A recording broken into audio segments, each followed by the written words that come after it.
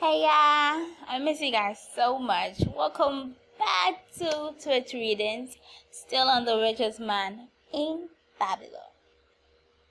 Previously we read the first part of the richest man in Babylon, so I hope we now know what we want, determined on how to get it, and actually we've asked about how to get it. I hope so, because today we are going to continue to know how Arkad got rich by asking for help from Algamish. Algamish, you are a very rich man. Tell me how I may also become rich. And all the night I will carve upon the clay, and when the sun rises, it shall be completed. He smiled at me and replied, You are a forward knave, but we will call it a bargain. All the night I carved, though my back pained and the smell of the wick made my head ache until my eyes could hardly see. But when he returned at sunup, the tablets were complete. Now I said, Tell me what you promised. You have fulfilled your part of the bargain, my son, he said to me kindly, and I am ready to fulfill mine. I will tell you these things you wish to know because I am becoming an old man, and an old tongue loves to wag. And when youth comes to age for advice, he receives the wisdom of years. But too often does youth think that age knows only the wisdom of days that are gone, and therefore profits not. But remember this, the sun that shines today is the sun that shone when thy father was born, and will still shine when the last grandchild shall pass into the darkness.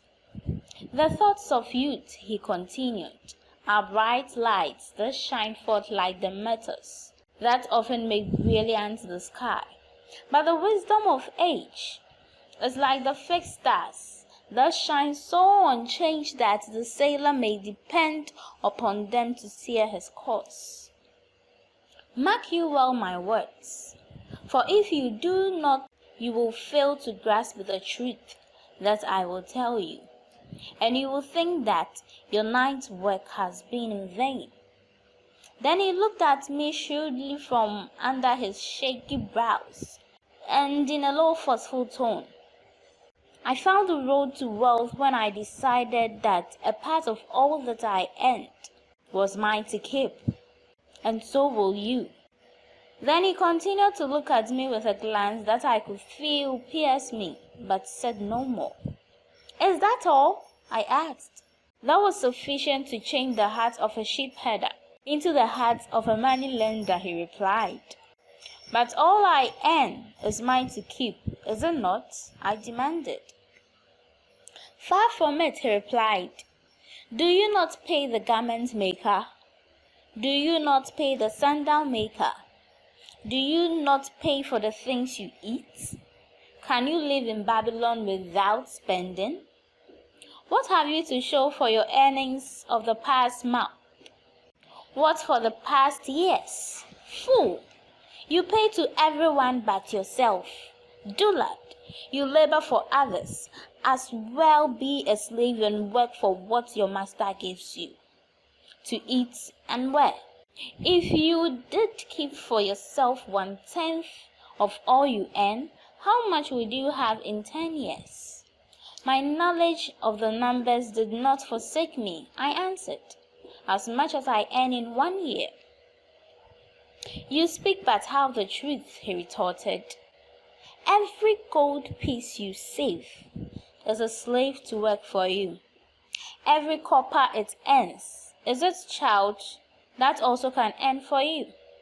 If you would become wealthy, then what you save must earn, and its children must earn, that all may help to give you the abundance you crave.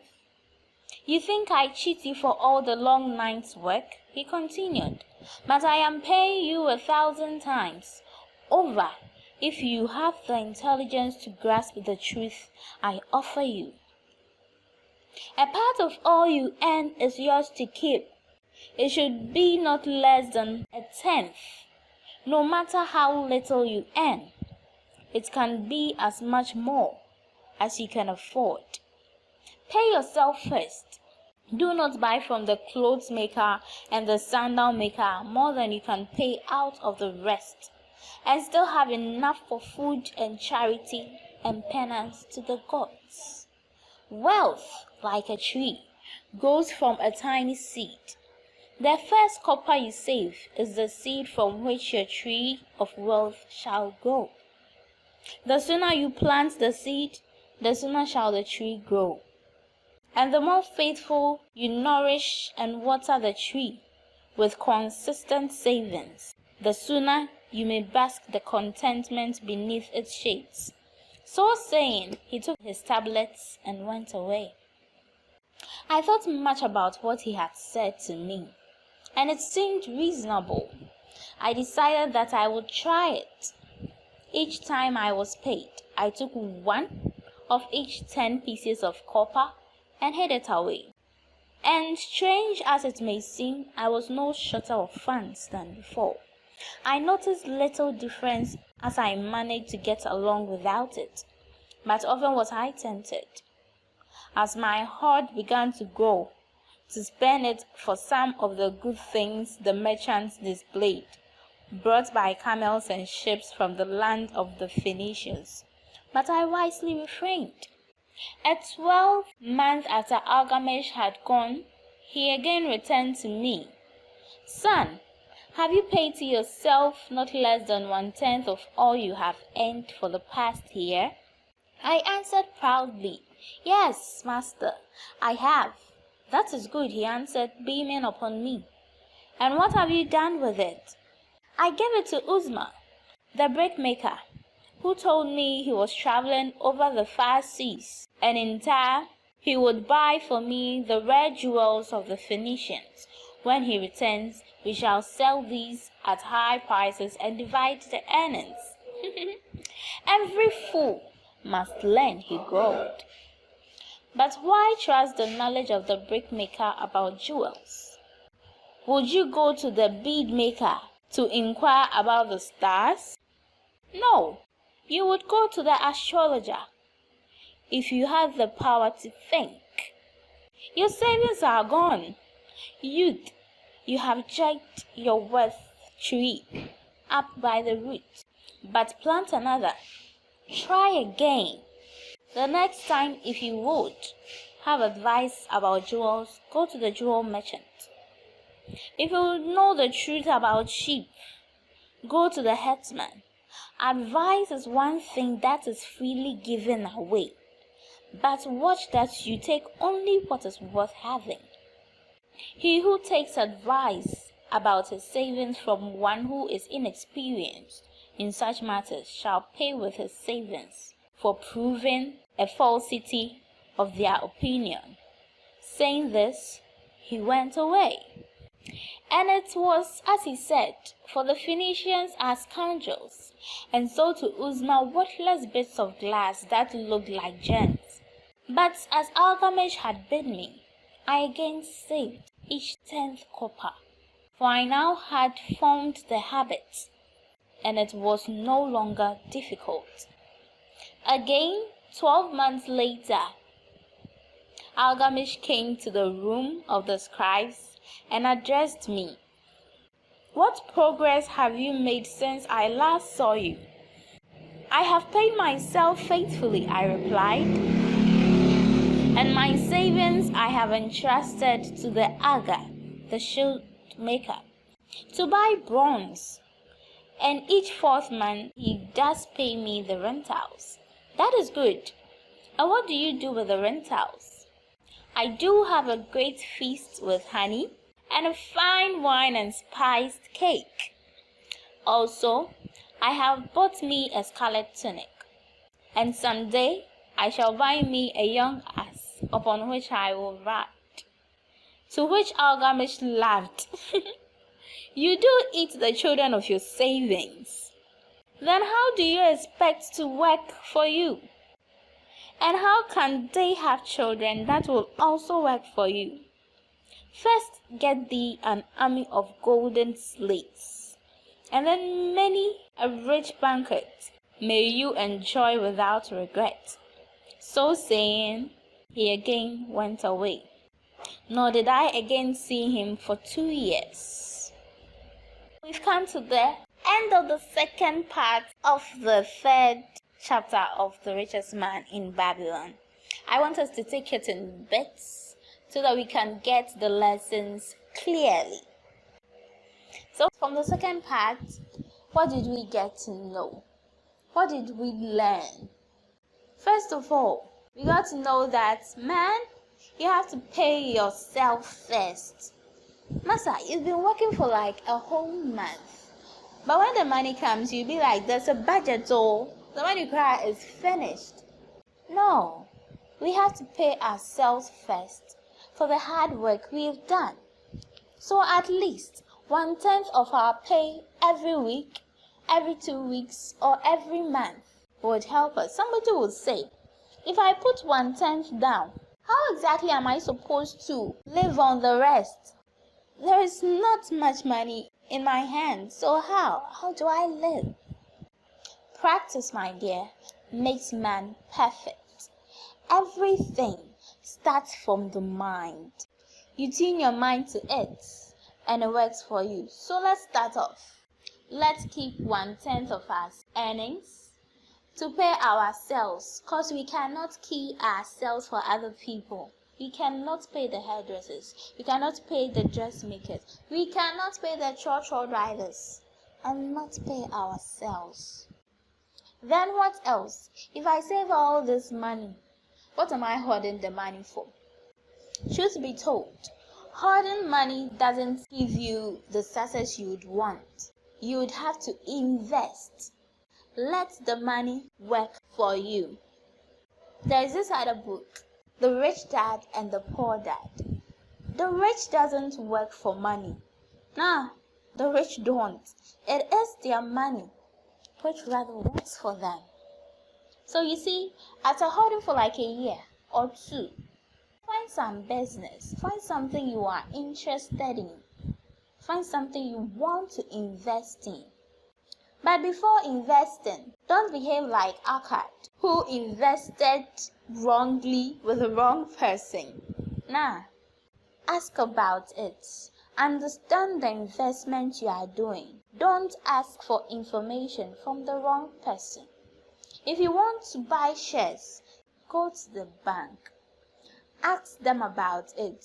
And if you're comfortable, why not just invest? If you want to sell clothes, don't go and ask the hairdresser about where you get clothes to buy. No, somebody who does that kind of business. Or Google about it. There is information everywhere at the moment. So you see, you first save for yourself. Let that savings work for you. But it gets to a point we fail, and then we stop saving. Oh, it happens. It happens.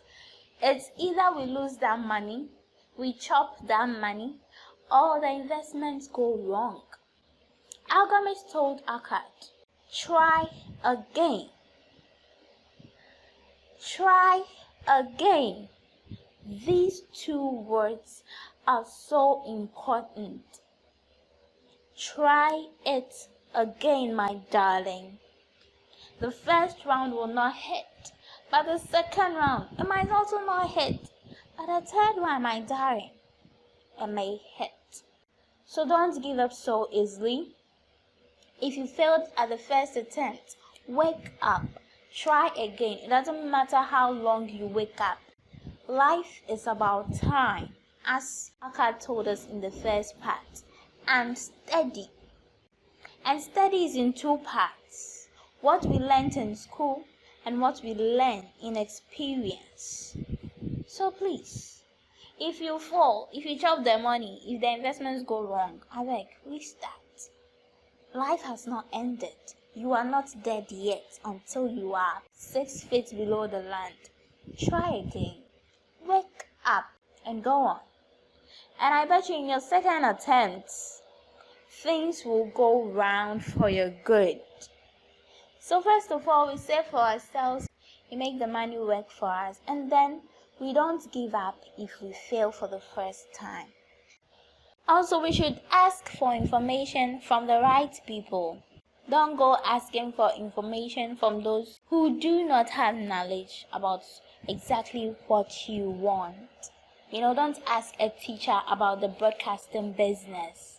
Don't ask a nurse about stuff that they do not know about. Lastly, wake up and do the right thing. We should learn from our experience. Arkad learned from his experience, and then he got his earnings. But then Arkad started chopping the money. He started chopping the interest. For example, I started selling makeup kits with my earnings. So when I sell the makeup kits, I get my profit. And I started chopping it. Yes. When the money comes, I go do my hair. I go buy the kind of clothes I want, because that was the aim, of hoarding the money and investing it and all that. But my dear, don't chop your babies, because your babies have to work for you too. It'll get to a stage where eating out of your profits does not affect you in any way. So when you start investing, don't chop your first pikin, don't chop your second pikin. Let the money, your children's children, keep working for you. So let's not chop our first pikins. From this portion, we've learnt a lot.